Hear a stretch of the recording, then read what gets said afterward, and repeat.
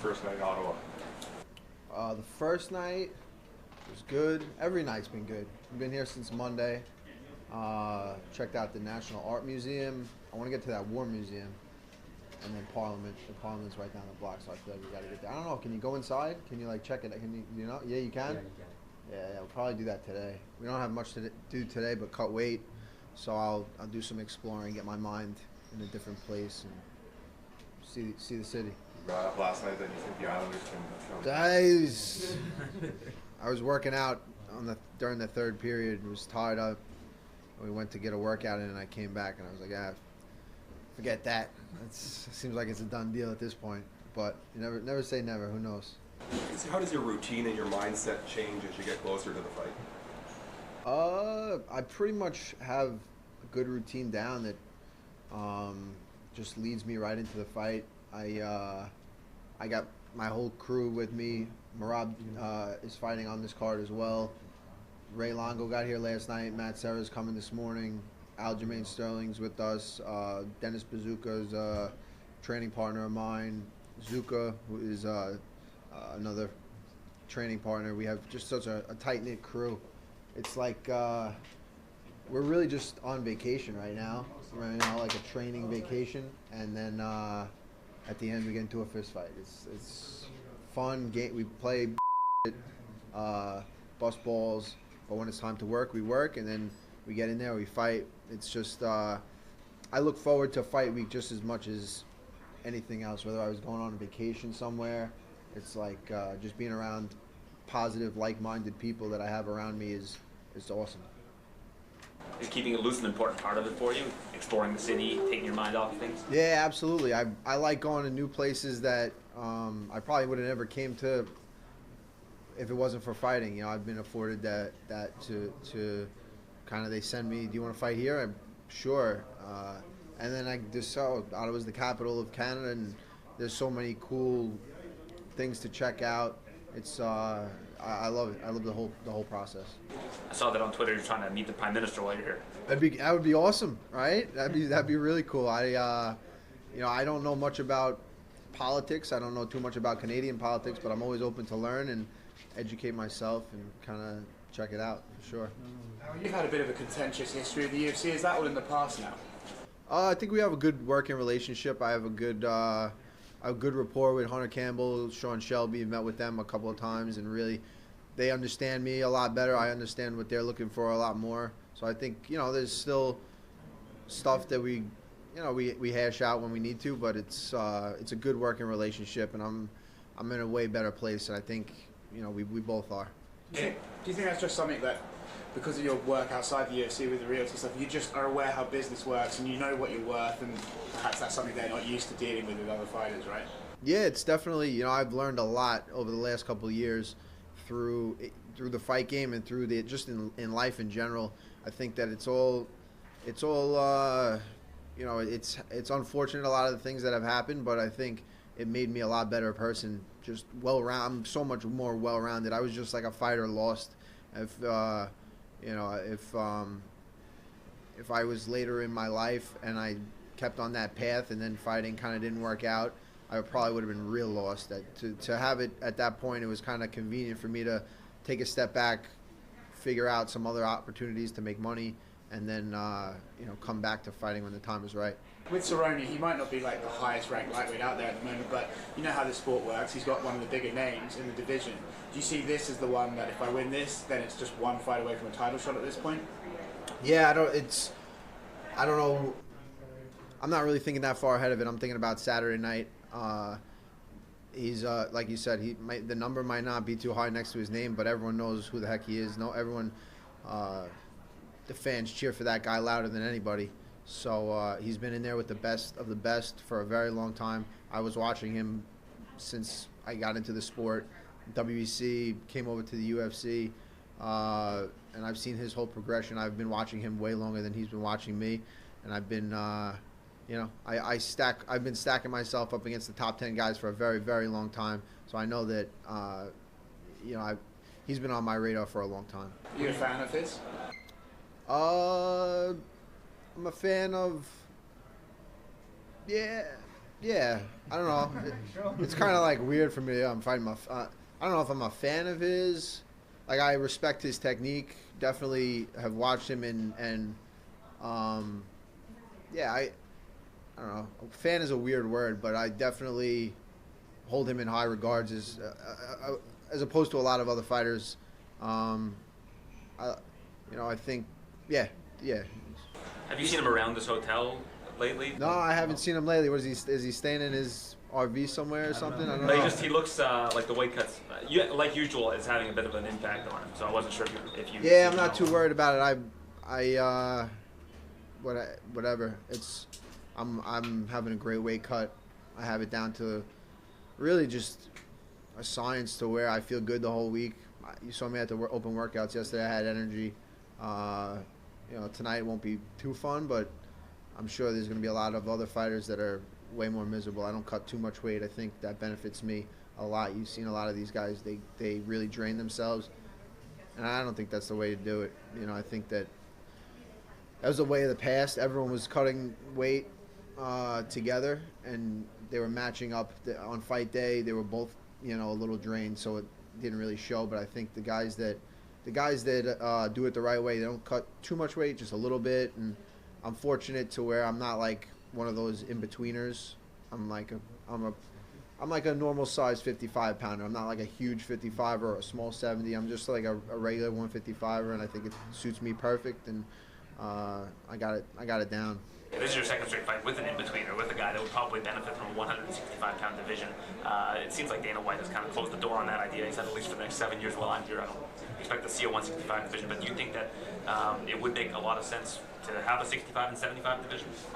I don't think so. I think it would be kind of the same problem. Guys would come down from heavier weight classes. People that, if it was 165, it'd be like big 170 pounders coming down an extra 5 pounds, and it's no matter what the weight class is, I think it'd be a pretty similar problem. It's just there's guys that'll cut too much weight, and there's guys that feel comfortable fighting a bigger guy and feeling better doing it.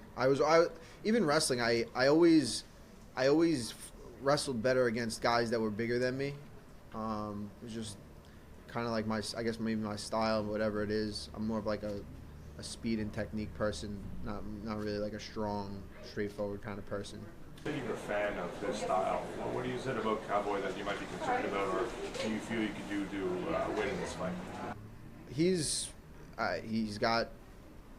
can finish from anywhere. He's won decisions. He's gone 5 rounds. He's fought at 170 against tough guys. He's fought at 150. He's just all around. He's got so much experience. That last fight, that Alexander Hernandez came after him and looked in the beginning like, this guy young, hungry, he's going for it. But that experience really pulled through, and he kind of just stayed level that whole fight. And when he saw his opportunity, he took it. And I think that's his biggest strength is like he knows when to use his energy. He felt out Hernandez the first round. Towards the end of that first round, he started picking it up, so he figured it out. He figured it out quick. He's been in there with so many people that he can kind of call audibles on the fly and get the job done. Do you feel you have an edge in terms of mileage? I mean, like you said, you've been watching him a lot longer than he's been watching you. He's got the record for most fights in the Zuffa era. It's kind of like it could be either way. I mean, the experience. I think my youthfulness is at an all-time high, and my experience is at an all-time high.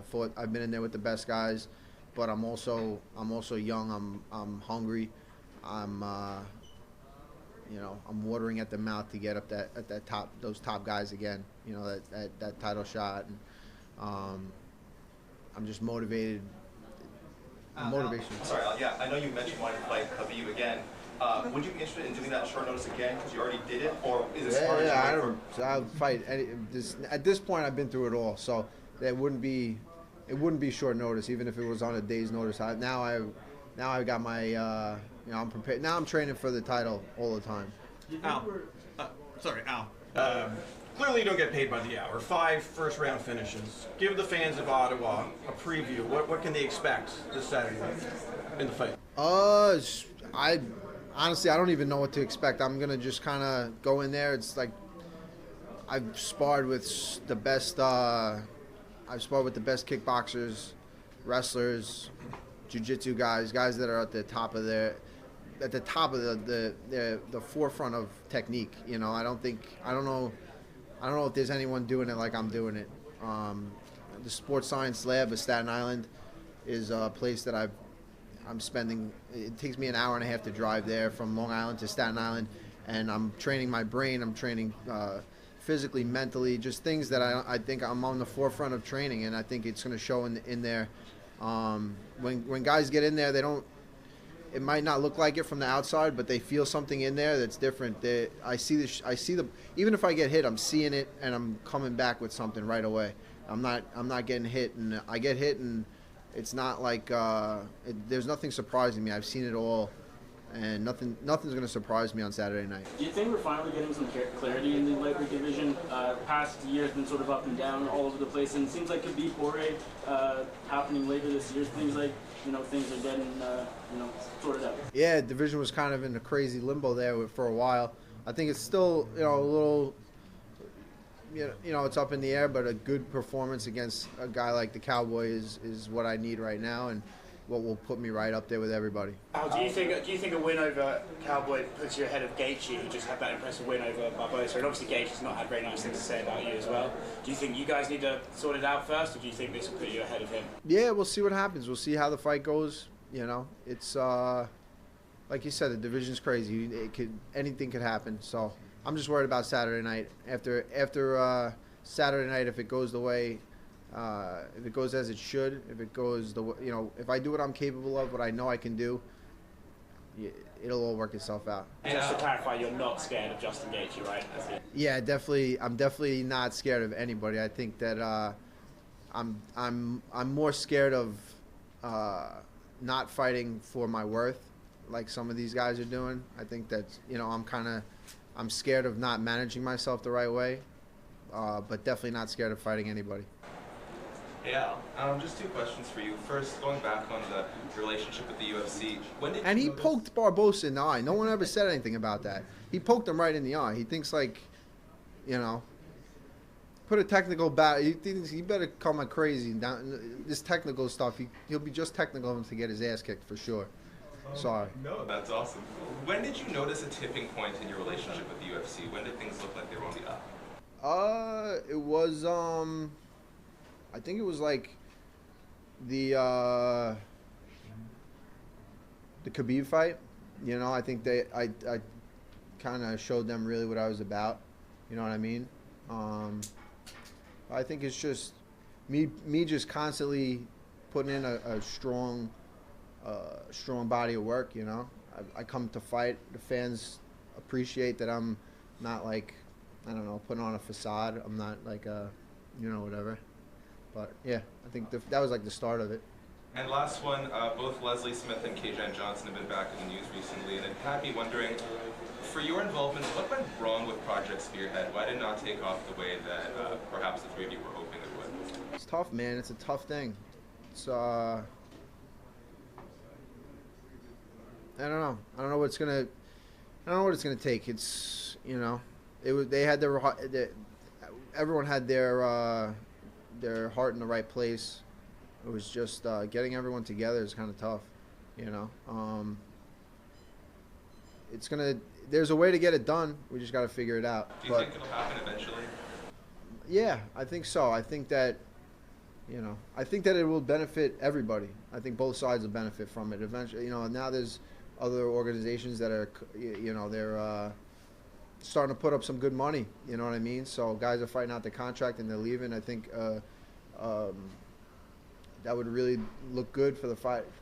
Be a good reason for the fighters to stay if they had some, some bargaining power and someone like kind of representing them in a general way. So I don't know. I hope we'll keep working towards it and we'll see what happens.